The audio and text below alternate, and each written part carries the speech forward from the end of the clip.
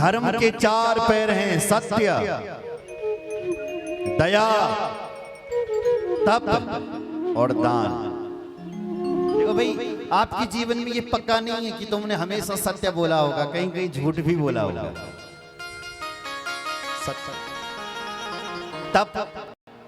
तप कौन उठेगा, तप कौन करेगा, दया भी कम, इसलिए रह गया है कलिमो एक प्रदान और दान करे कल्याण। कलयुग में रह गया है तो दान रह गया है, दान करो, खूब करो।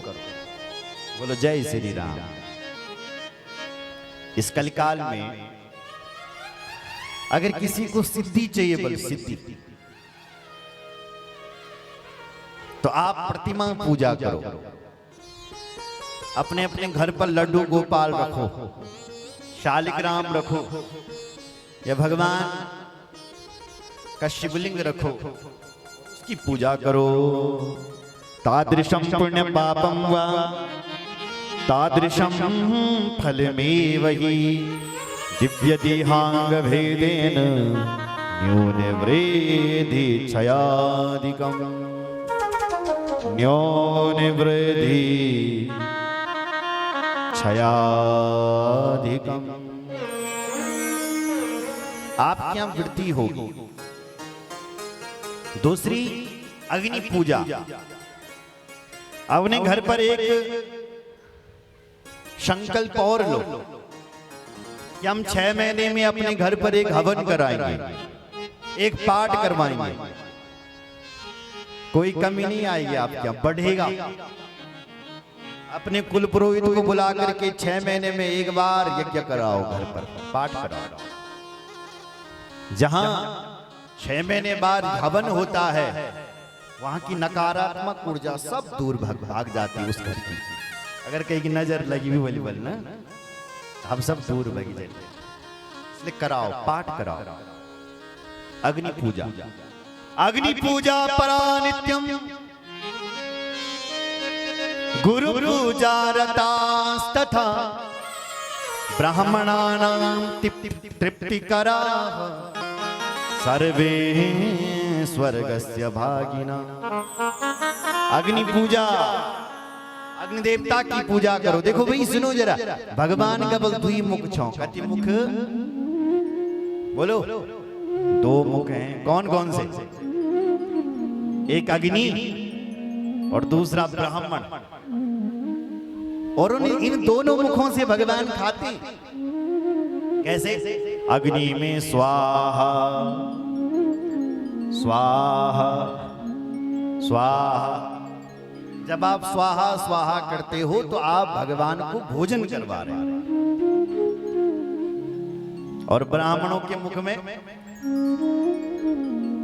आहा। ब्राह्मण देवता जब आपके घर पर भोजन पाते हैं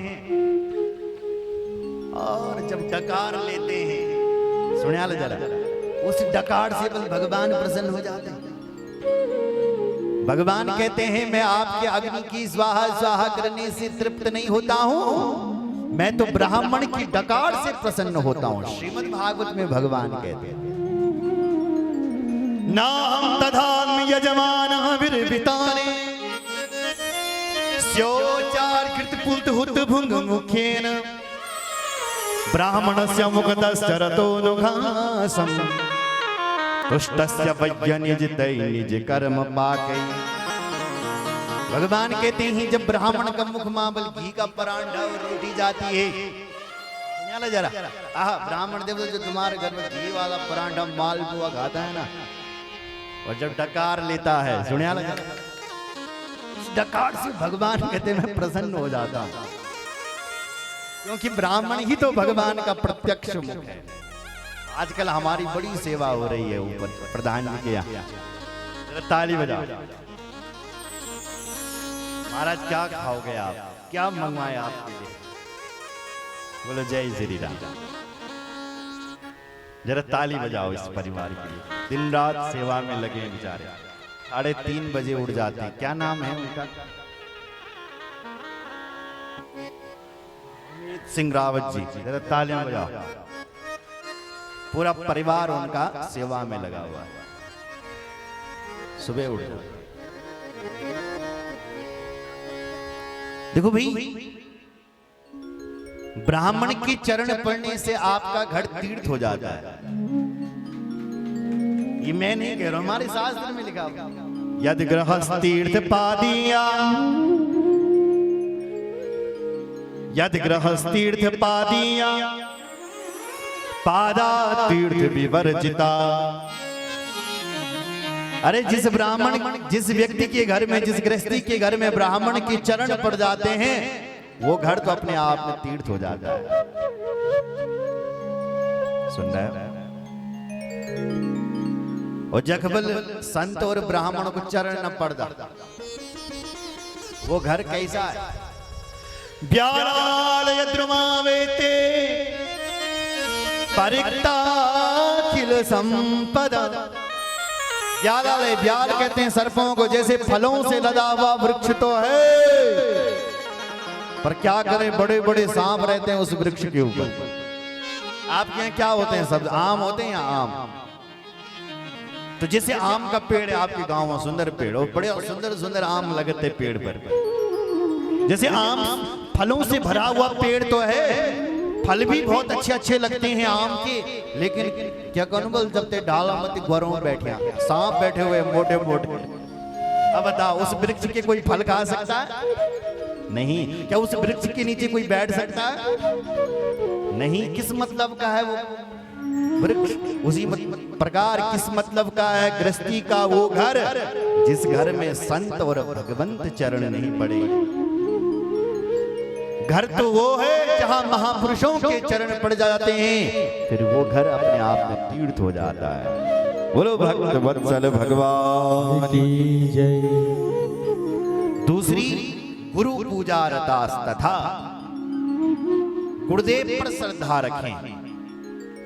वो मतलब अंधकार, रू मतलब प्रकाश, जो हमें अंधकार से प्रकाश की ओर ले जाए, उसका नाम गुरु है। सुन रहे हैं? गुरु सेवा ब्राह्मणानां तृप्ति करारा। ब्राह्मण को भोजन करवाना है, तो क्या होगा ये सब करने से? सर्वे स्वर्गस्य भागिना, सब स्वर्ग चले जाएंगे, गारंटी है। बोलो भक्त वत्सल भगवान की। बोलो गंगा मैया की जय। उसके बाद यज्ञ का वर्णन किया गया है। प्रत्येक गृहस्थी को 5 प्रकार के यज्ञ करने चाहिए। बोलो जय श्री राम। पहला यज्ञ है ब्रह्म यज्ञ, दूसरा है देव यज्ञ, तीसरा है पितर यज्ञ, चौथा है अतिथि यज्ञ, और 5वां है भूत यज्ञ। इन यज्ञों को करें। ब्रह्म यज्ञ, कितने लोग यहाँ ऐसे बैठे हैं जिनके घर पर शिव पुराण है? हाथ खड़े करो। क्या घर पर ना? अरे माता जी के घर पर है, उनके लिए तालियां बजाओ। कितने लोग यहाँ ऐसे बैठे हैं जिनके घर पर रामचरितमानस है? हाथ खड़े करो। हाँ, ताली बजाओ। तो वो रखनी नहीं है, वो पढ़नी भी है। तो ब्रह्म यज्ञ का अर्थ है नित्य का स्वाध्याय। रोज उस किताब को आप पढ़ें। गीता अपने घर पर रखें और रोज उसको पढ़ें। आपको पढ़ना ना हो तो अपना नाती बुलाओ, सुनत में क्या है अपन लिखूं, पढ़ सकता है। पास बच्चा भी रामचरितमानस को पढ़ सकता है, उससे पढ़वाएं तो ब्रह्म यज्ञ हो जाएगा। दूसरा है देव यज्ञ। अपने घर पर रोज दीपक जलाओ। आपके घर पर साल भर में एक बार ही दीपक ना जले, आपके घर पर रोज दिवाली आए, क्योंकि साल भर तब तुम दीवा जगोण लगे लोग देखो लगते हैं। अमित यहाँ बड़ा भक्त छो, रोज तुम्हारे घर पर दीपक जले। दीपक साक्षी है भाई, हर पूजा का साक्षी दीपक है। प्रकाश, तुम्हारे घर पर भी प्रकाश ले आएगा। इसलिए यहाँ भी पूजा हो रही है, यहाँ भी अखंड दीपक जल रहा है, अंदर भैरव देवता के मंदिर में भी जल रहा है। ये दीपक क्यों जलाया जाता है? बोले हर पूजा का साक्षी ही तो दीपक है। जब तुम्हारे शुभ और अशुभ कर्मों का फैसला होगा, यमराज के सामने जब तुम्हारा खाता खोला जाएगा कि तुमने कितने शुभ कर्म किए हैं, तो गवाही देने के लिए दीपक आएगा। जब कोर्ट में कोई भी फैसला होता है तो फैसला कब पूरा होता है? बोलो बोलो। कोर्ट में फैसला कब पूरा होगा? जब गवाहीदार आएगा। जब तक गवाह नहीं तब तक फैसला वहीं, और जैसी गवाही मिल गई सो सब फाइनल। ऐसी जब हमारे अभी जब शुभ कर्मों का और अशुभ कर्मों का हिसाब किताब होगा, वहां चित्रगुप्त करेगा तो वहां दीपक खड़ा हो जाएगा। इसलिए रोज दीपक की पूजा होती है, प्रत्यक्ष दीपक खड़ा हो जाएगा, वो गवाहीदार है, वो साक्षी है। इसलिए अपने घर पर रोज दीपक जला। हम तो यहाँ तक कहते हैं जय परबल कट जा हुई ज्यादा और ना उतन लग्यूं कट जा, तो आप अपने घर पर 40 दिनों तक दीपक जलाओ, तुम्हारा कर्जा कम हो जाएगा। घी के दीपक का जलाओ, घी नहीं मिलता कहीं शुद्ध तो तिल के तेल का जलाओ। तिल भगवान की पसीने से प्रकट हुआ, तिल धन को देने वाला, इसलिए हम यज्ञ में तिल की मात्रा ज्यादा रखते हैं। तिल धन को देने वाला, तिल भगवान की पसीने से प्रकट हुआ है।